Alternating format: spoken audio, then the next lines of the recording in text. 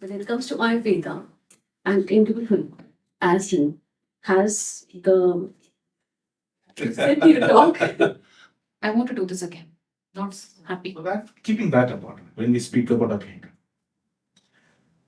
think I also there. No.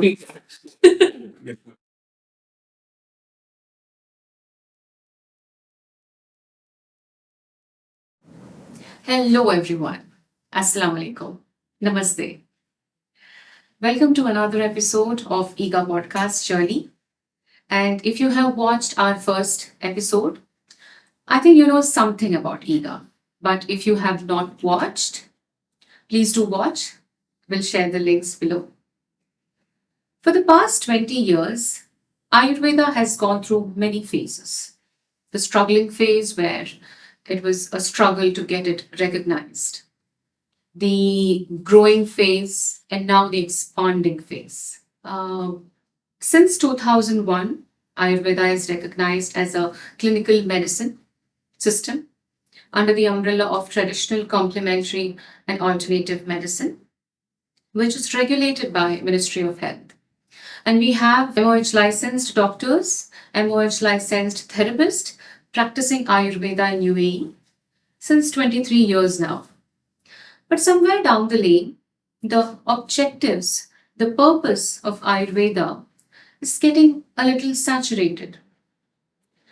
I'm here today to debunk a few myths of Ayurveda. Not all, but a few. Like Ayurveda, you cannot reduce Ayurveda just to massages. It has something more to offer. So I have with me today here Dr. Rahul Shankar, the Vice President of IGA this year, who's also a full-time Ayurvedic practitioner in Dubai. Welcome, Doctor. Thank you, Doctor, for having me. And Dr. Seema Kamath, our former President of IGA, and she proudly owns 2 clinics in Dubai. Welcome, Doctor. Thank you, Dr. Vishal. And lastly, Dr. Zaina, who is the treasurer of IGA this year and also runs her own clinic in Dubai DSO. Welcome, Doctor. Thank you, Doctor. Yes. To start the discussion, Dr. Seema, tell us a few insights of basics of Ayurveda that we have learned and that we practice today. See, as we all know, Ayurveda is originated from India. Ayurveda is an ancient holistic system of medicine which has a history of 5,000 years. Ayurveda is considered to be a mother of all the system of medicines. Ayurveda is mainly based on Panchamahabhutas and Tridoshas. Tridoshas like Vata, Pitta, Kapha. When these Tridoshas are in balance, we call it as healthy state. In Ayurveda, we don't treat only based on when you see other system of medicine, it is basically based on disease oriented or symptoms. They cure symptoms. But in Ayurveda, it is not like that. We go deep into that. We analyze. We treat physically. When it comes to Ayurveda, we say healthy person means he should be a physically, mentally, emotionally, and socially well-being. He's called health. We see in all the aspects. You might be seeing in patients, in the clinic and all, patients come with you and ask, how doctor you treat all the diseases? Yes. Right? We get why? Because the root cause is Vata, Pitta, Kapha. Still, we have many specialization in our Ayurveda. We have age branches, mainly geriatric, pediatric, gynec, surgery, like this way. So yeah, this is something I always, patients ask me, oh, you do surgery in Ayurveda? So then I talk about Sushruta, who is the father of surgery for both modern medicine and Ayurveda. Yes. In his Samhita, he has written all types of surgeries and even skin grafting. This is very new to us, skin grafting, and more than 100 surgical instruments he has mentioned. Still nowadays they are using little bit modification they might have done, but still those type of instruments like what Sushruta has mentioned 5,000 years, more than 4,000 to 5,000 years back. And in way we are practicing this part of world, we don't do surgery and all. Here mainly we concentrate on Kaya Chikitsa. Kaya Chikitsa, here in this, we do Shamana, Shodhana, Rasayana. Shamana means treating a patient with giving medicine. Shodhana is Panchakarma, what we all know. and Rasayana is increasing the immunity. We in our practice mainly patient comes with you and asks, do you do Panchakarma? Yes, we do Panchakarma. We are mainly focused here in Panchakarma. In Panchakarma, there are n number of therapies are there. It starts from Abhyanga, like Abhyanga is Purva Karnataka. But don't consider Abhyanga, it's a quantum massage. It's totally different. There are like that way so many treatments are there. True, true. And if Ayurveda has survived for 5,000 years, that itself proves its authenticity, Yeah, right? it's totally evidence-based system. True, true, true. Dr. Zainab, when you get a patient for a consultation, what is your approach? Do we really think about massages, or what is the real approach of Ayurveda? I want to hear it from you.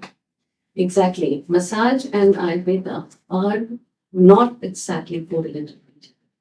When a patient comes to you, the patient in all, the constitution of the body is foremost very important when it comes to the diagnosis, treatment, and prognosis of the patient. Abhyanga, as such, when the doctor said it is a purva karma. Purva karma means the karma which is done before the treatment. As Shamana and Shodhana has been discussed before, Shamana is something that is a conservative treatment. When the patient is coming to you with aggressive symptoms and we want to control the symptoms, at that particular time we introduce herbs. We try to change the diet. We work on the lifestyle. But Shodhana is something when we plan to eliminate all the toxins from the body. So to do that, we need to get all the toxins in the alimentary canal.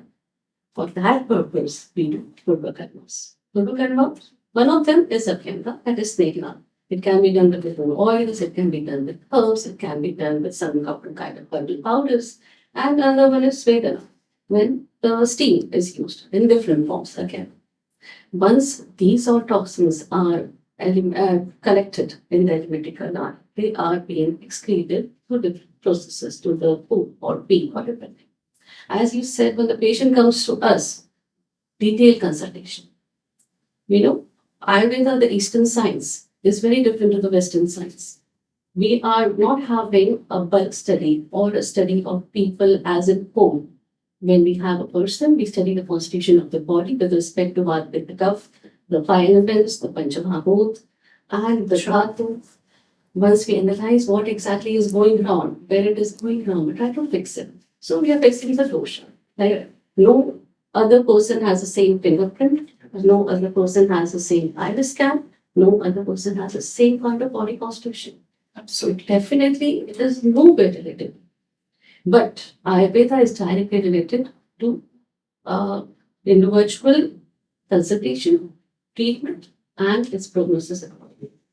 And that is exactly what is the fundamental roots of Ayurveda, which we have studied from last almost all the Sanhitas, like from our gurus, anybody. True. But then, why do you think, Dr. Rahul, that massages have taken so much of mileage? Yeah, the actual keyword is mileage, by the way, because of the popular demand items. There's a very popular Demand and supply, you mean? Demand and supply, certainly there is an economics behind all the centers we run, surely, and the way in which we market ourselves. We are trying to cater to a very large group of people who most likely will be having some kind of musculoskeletal issues. And these people may derive their information from referrals from their friends, from social media, and that's what we are catering to. So part of that, we have to blame ourselves for that. One thing. Second thing, we have kind of failed in awareness building. We have failed in letting the people understand what actually Ayurveda is. Whenever we are asked about Ayurveda, we speak about Panchamahabhutas, we speak about doshas, but have you heard of Rosette Stone? There's a thing called Rosette Stone. And as in, we have to make the people understand in their language what it is. That is, we fail in that actually, frankly speaking. So part of it I will blame on ourselves, the practitioners too. But what is it actually? As Dr. Seema and Dr. Sen was told, we are just speaking about a Purva or a preparatory phase leading to a bigger phase actually, which is the Panchikam. And that itself is like half or maybe even less a part of a whole treatment protocol. Obviously, there will be like medicines itself. The way I see it, whenever a patient comes to you, let's think about the patient pathway. The patient is running or coming to a clinic, presenting certain symptoms. Any doctor, any Ayurvedic doctor, at least in the initial consultation, it would take 30 to 40 minutes. I would say 30 minutes on an average. Why is that? A patient comes to you, let's assume an example, a patient comes to you with multiple joint pains. We don't address the symptoms yet. We ask him or ask her, when did it start? How did it start? Was it at the same level of aggression or intensity? We try to scale it. We speak about the food, we speak about the routine, we speak about the exercises which the patient is introduced to. We speak about the sleep, stress, all these things can matter. That lead to the ability of the patient to understand what brought it first place. Exactly. That's what the root analysis. The Nidanas, Nidana, causes will be exactly, identified. correct. We cut off the root or try to reduce the trigger factors. Then the actual treatment starts. It's actually like a lot of processing. Processing. There's a lot of processing happening there. So when a patient comes in and asks for an acupuncture or a massage, in many conditions, the doctor who is sitting in the clinic may not be able to advise. For example, if the patient is having, let's say, any kinds of inflammatory arthritis conditions, ankylosing spondylosis condition, hyperuricemia conditions, or joint pain which result from IBS conditions. In these conditions, Panchakarma is strictly forbidden. It's written in the books, we cannot do that. But the same symptoms when it comes as a part of a degenerative condition or a muscle spasm, or let's say a strain or a pull, yes, we can do Abhyanga. In that condition, Abhyanga becomes a therapeutic part. But in most of the other conditions, it becomes contradictory. We cannot advise the patient to do that. So, why Abhyanga and Ayurveda are closely connected? When we say Ayurveda, why do people think about Abhyanga? It's honest, actually. And is that right? No, that is not right. We have much other things to do. We should start addressing a larger population. We should start addressing the concerns they have in Ayurveda, in a language they can understand. Exactly. Yeah, that's what I think. I think this is the only point why, I would like to just add on to this, that because massage has been a word which has been known to masses. Yeah. All nationality know about it. And we are using oils. So people rightly relate it to Ayurveda. And here, as Dr. Rahul rightly said, we need to have awareness. We need to start working with a different kind of word, a therapy or something, or a treatment, so that people know that we are not only related to massages. So that we can work on the root cause, we can just eliminate the problems and get the treatment and arrive. We cannot shy away from that. So now, when the patient comes to you, Yeah. they come with the preconceived thought that doctor is going to write some 7 to 8 sessions of treatments. Doctor is going to give us a good prescription. But if you only correct their lifestyle or correct their diet, Absolutely. you're a bad doctor. No, actually, the problem is much more deeper than that. The patient who comes to us may have already started some kind of home therapies referred by their friends or someone, may not be a medical person, mostly. And the first thing is letting or educating the patient understand, see, this is not what should be done. We have patients who come in drinking amla juice in huge quantities. I'm not speaking about 1 or 2 hours per day. Yeah, And there's we have the to take time Instagram doctors to influencers, yes, non-medicals. See, in my opinion, each one's health is their own responsibility. We cannot give the responsibility to someone else. We have to understand. Go to a doctor. You are not feeling convinced about him. Okay, change. Go to a second opinion. Take a second opinion. Then make changes. Make amendments in the lifestyle. All these home remedies, like yes, there are most of them are harmless. I would say, but still there are certain that are potentially dangerous. We need to understand that. And UAE is not having any death of Ayurveda advertisement. So it's reasonable to go to the nearest one and have a chat. Maybe he won't write you any medicines. He can tell you, or he or she can tell you what has to be done. Why is it not advisable for this particular person? Why it worked for your friend and is not going to work for you? Exactly. Exactly what Dr. Sima said. The prakriti is different. The person may develop certain other kind of conditions. So that's something which we again have to education. Education always is a very big part of Ayurveda treatment. Patient awareness is simply indispensable. Yeah. We are not just like you said. We are not there to write prescriptions or give like medicines and write 7 types of therapy. We can treat people in many cases just with a minute change. Maybe asking the patient to walk for 20 minutes per day. That would make changes. Take up some yoga exercises, make some stretches that may even reduce the backache. You don't need any single therapy there. So it depends upon the patient, it depends upon the condition, it depends upon how the onset happened.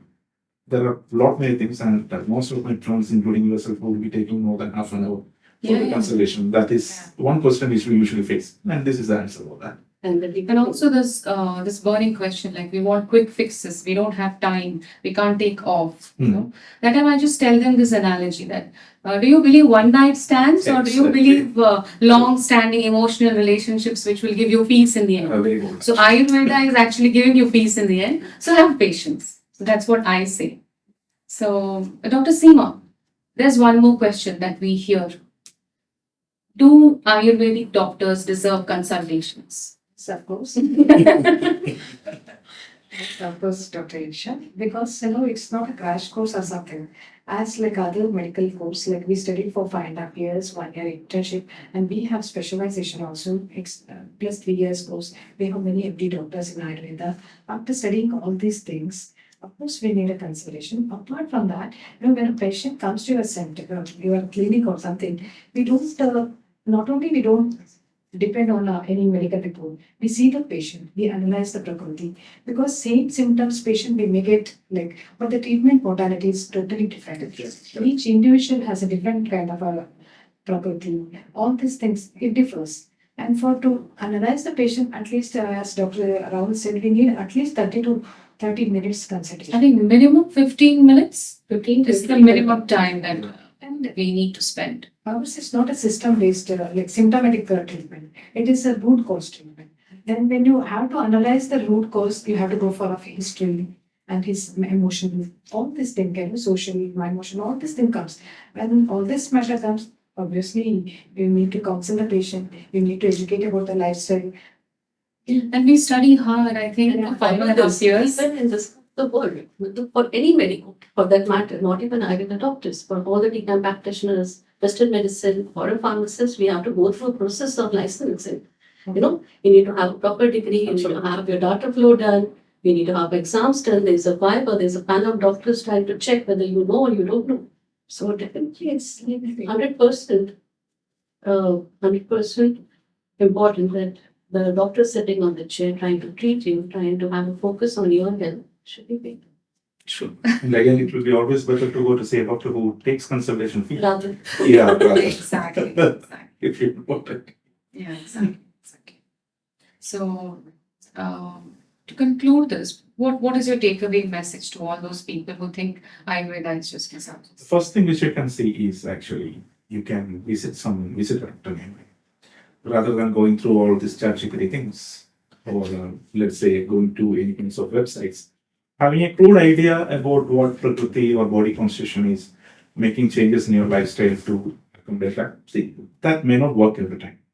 You have to meet a person who is expert in it, and you have to talk to that person, understand what kind of treatment or what kind of lifestyle changes which we may have to make in your life. That is the most important part. So meeting a doctor is the main thing, or meeting a subject expert is the main thing. Just like when you're going to buy a car, you would meet your friend who is actually subject expert, not someone who doesn't know anything about it, right? And when it comes to health, why do we shy of that? You should speak to someone, get an idea about how things work. Stop taking all these home remedies because someone from the Instagram said so. Stop making obvious mistakes. That is the only takeaway which I said. Meet people, try to understand what they're saying, try to understand why they're saying that, and what kind of outcomes they can expect if they meet some kind of emergency in their lifestyle. I would say that is the right way to take care of it. And lastly, I would say that's an easy way to understand this, which I usually say to my patients. We have to take care of like 5 things. And I have this acronym, fresh. Wherein F stands for food, the right kind of food, right amount of food. Routine, right time to take the food, and right kind of time to do everything. Then comes exercise. Wow. Then comes sleep. And that is not it. Then comes health checkups. So that's actually a watertight protocol which can be employed to make sure your health is good. Yes. and So, exactly when the COVID fell, Yeah. everybody was taking gingers or lemons or cumins, and end of the day, acidity, burning, they were having GERD, refluxes. And blame it on Ayurveda. And exactly, we were taking herbs, but they were following the social media, they were following the YouTubes, but they never wanted to come, meet a doctor, talk about it, get through the history, get to the evaluation, get the treatment done in the right way. But yeah, Yes. That was the live a example. difficult time for everybody. I think. Absolutely. Yeah. Absolutely. Everything was trial and error. Yes. Yes. Even in our place, they say if you take amrita, nectar also in a heavy dose, it acts as a poison. Exactly. Exactly. Even water. Yeah. You know, you get hyponatremia. Yeah. You can die because of excess water. And also, don't believe people who say Ayurveda is not having any side effects. Absolutely correct. Yes. It's not like that. Any medicine will have its own Any effect. medicine that can act will have a side effects. Correct. The entire thing, it's like having a kitchen knife. Hmm. If you don't know how to use it, it will hurt you. If you know, if you're talented enough to use it, you can make good use of that. Everything, every single thing is like that. Absolutely. Yeah. Thank you so much, doctors. I think it was a very good discussion. Yeah. And I'm sure the listeners will have some takeaway message. Yeah. Maybe we have convinced them that Ayurveda is not only massages. Yeah, this is an ongoing process we have to continue. Yeah. And the patient should be willing to educate. Yeah, Get they should educated. understand that they're coming to Ayurveda clinic for a therapy and not for a No, massage. we'll come to Ayurveda clinic for a chat. Yeah, you said you talk. True. Thank you so much, doctor. Thank you so Okay, much. thank you. Thank you. Okay, so listeners, Ayurveda is much more than massages. Don't believe anyone and everyone who, takes the name of Ayurveda. Go to the licensed professional doctors who practice Ayurveda in UAE and get to experience and reap the benefits of real Ayurveda. Thank you so much, doctors, Thank you. for being the part of the show. Thank you. Thank you. Thank you. Thank you for having us on.